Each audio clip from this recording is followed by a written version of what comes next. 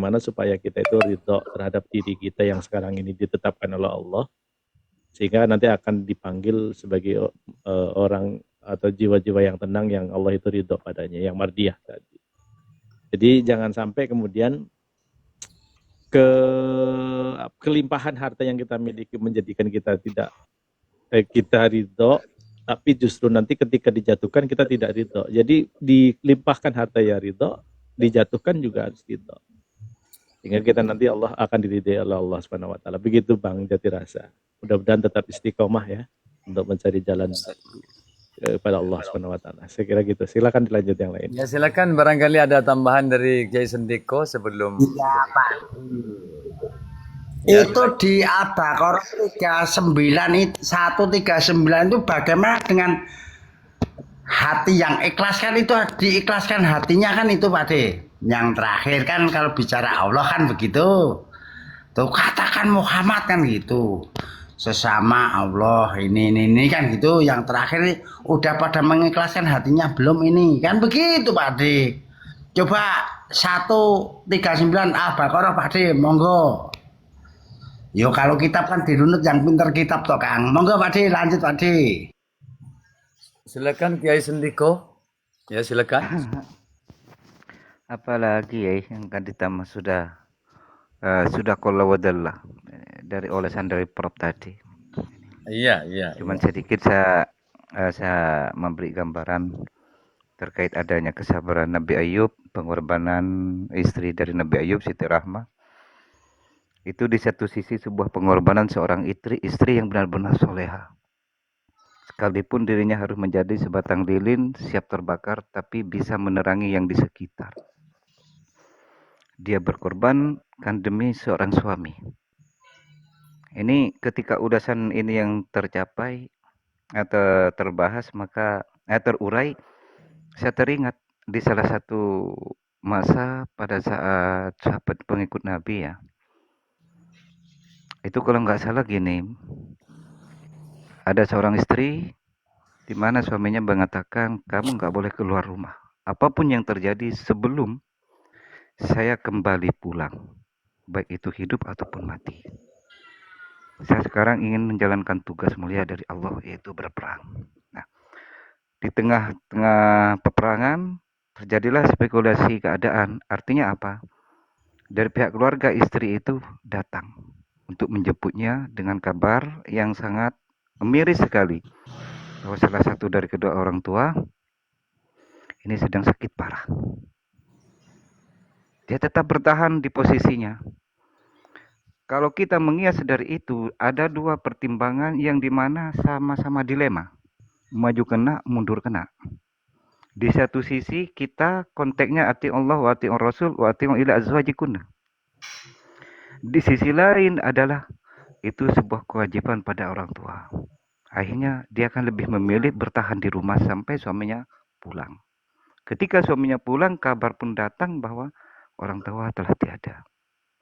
Akhirnya dia tiada pilihan lain, datang sowan pada baginda Nabi dengan bertanya, apa doa beliau? Tidak ada masalah.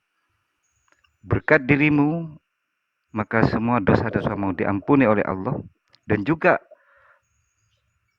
sebab dari dirimu juga, kedua orang tuanya yang telah meninggal, salah satu dari dua itu yang meninggal, juga akan mendapatkan pengampunan dari Allah. Karena termasuk Anda adalah sebagai orang yang soleha. Jadi, kalau kita membahas masalah Siti Rahmah itu, yaitu salamun izin. Itu sebuah pengorbanan ya terhadap suami. Bisa digambarkan seperti itu. Kalau untuk yang lain-lain sudah nggak ada materi ini, Kenur. Karena sudah dihajar betul sama Tuntas Prof. ya tadi. MM, sama Gus Rosi, sama Gus Darussalam. Terus apa lagi yang kita bahas sudah. Lukawa ini sudah. Sohe semua ini. Nggak ada yang nakes ini. Istilah Pak Kiai. Iya, ini istilah ilmu sorob ini bina sohe ini sudah fa'alah. Bukan sonah. Fa'alah ini. Sudah si mujarrad ini sudah ini.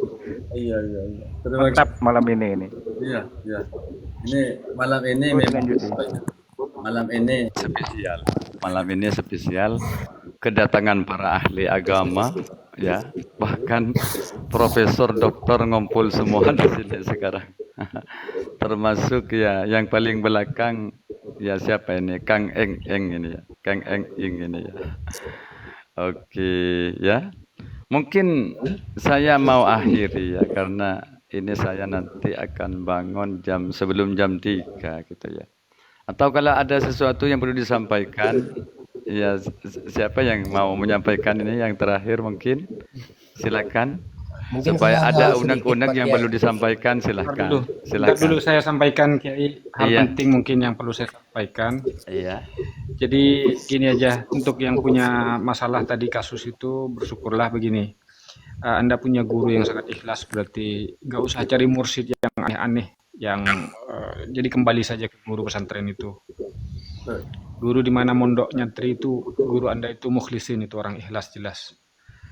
Kemudian yang kedua, saya memang kemarin ada pertemuan khusus dengan Prof. MM di satu room. Beliau memang mengajak kita, menasihati saya juga sebagai juniornya gitu. Beliau mengatakan begini, sekarang kita punya tugas yang sangat berat sekali, yaitu menghadapi kelompok-kelompok yang mengklaim diri ahli makrifat, atau kita sederhanakan makrifat lah gitu. Beliau mewanti-wanti sekali, ini tugas kita yang mengerti agama, tugas kita yang punya akal fikir sehat gitu, tugas kita yang memiliki fondasi keilmuan yang kuat, karena ini sudah mewabah.